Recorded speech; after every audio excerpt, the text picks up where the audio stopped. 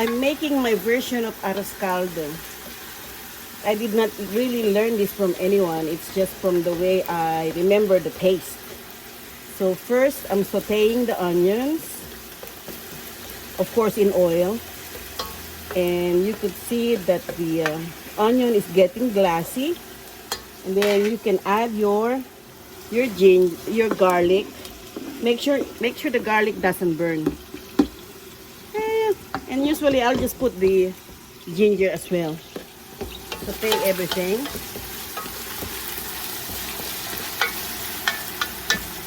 In a little while, you'll be able to smell the aromatics. And it should smell like sauteed onion, garlic, and ginger. In the meantime, while I'm waiting for the onions, ginger, and garlic to saute, I'm already boiling the water because I'm gonna need the hot water for later. And also, this is cup of rice, but don't make a cup of rice because you won't be able to finish it. And this is my chicken wings. I usually cut my chicken wings, so when you saute later, the blood will come out, and then you can clean the scum from the pot. So I'm gonna add my chicken.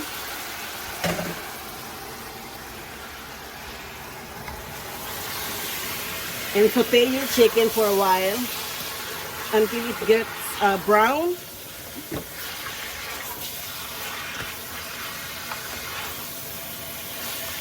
Like I said, this is for potluck Arroz Caldo, so don't make it this much, okay? If it's just for you or for two of you,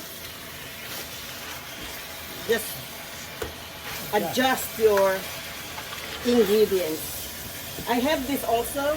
It's the Arroz Caldo de Pollo, I guess, chicken bouillon, but powdered kind. And then I have patis and black pepper. Will be used later. Okay, so I pretty much sauteed the chicken. I added 2 tablespoons of the chicken bouillon and some black pepper. Right there. I did not add any patis because I don't want it to be too salty. So I'll adjust later if it's necessary, okay?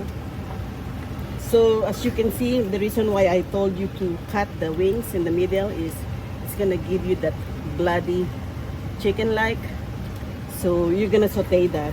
And later when you add some water, you can see that the bubbles will come up and it's like some scum from the chicken, so you can take it out.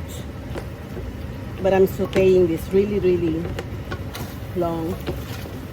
And if it's sticking to the pot, add some hot water, but not a lot yet, just to saute the chicken. See that?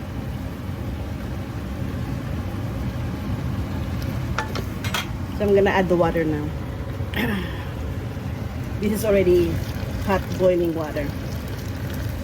It'll save you time. If you don't add any boiling water, you're gonna wait for the water to boil, but at least this is already hot. We'll wait for it to boil.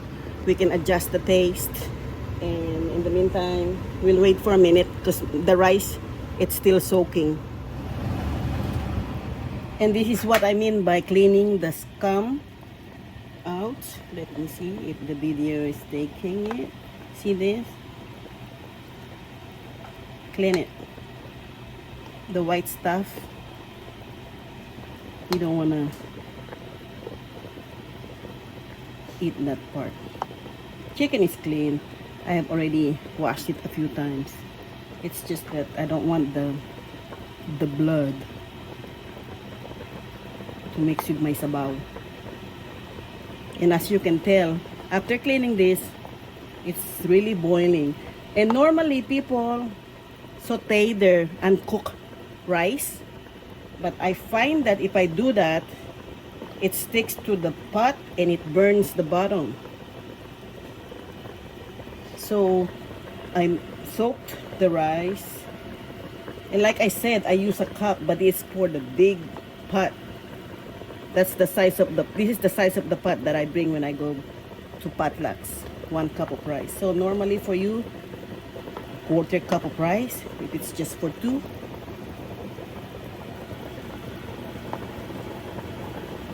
You could also go online to Panlasang Pinoy.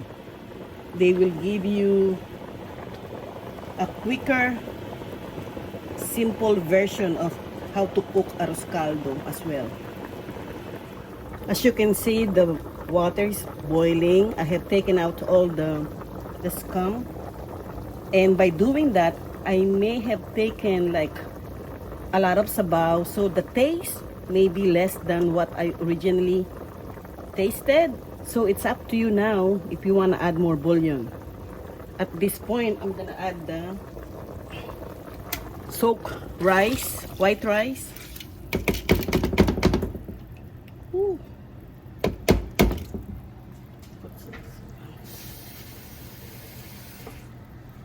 Put the temperature up so it will boil again. And I have also boiled more water.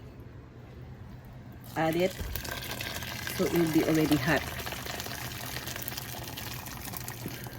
The rice will expand, so it's gonna make the water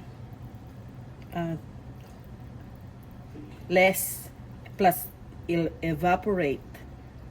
So I will wait for this to boil again, and then that's when I like taste if I need to add more bouillon, if I need to add black pepper. And this is the time that I may have to add some patis. And this one is called safflower. It's some kind of I don't know, but I've seen people add this. Lola was the one who taught me to add this. And then we have some green onions at the back, so I'll have Lolo get some for me for later. And that's just for garnishing later.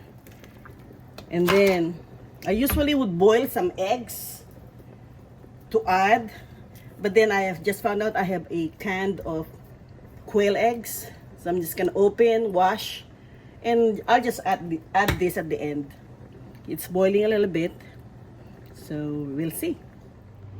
I added more boiling water as the rice is already expanding, so it's gonna thicken up and it's gonna eat all the sabaw. So like I said, maybe the flavoring is now less compared to the 2 tablespoons that I added earlier. So it's up to you to, I actually added another tablespoon of that chicken bouillon. So bring it to a boil. As you can see, the scums are all out. The rice has not completely opened up, but it will. It's gonna thicken the sabaw. So you might have to stir it so it won't stick to the bottom of the pot. Okay. So we're almost done here. The rice has thickened. I tried the chicken. It's cooked. I'm boiling some eggs to add later. Because when I opened my can of the quail eggs, there's not really a lot, so I figured add more boiled eggs. And then I'm just gonna add some green onions from the backyard. And this flour, I don't know if there's a taste to this, but it's just for, I'm figuring out to give it some color.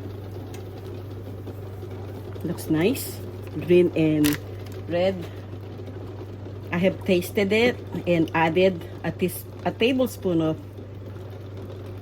the bouillon.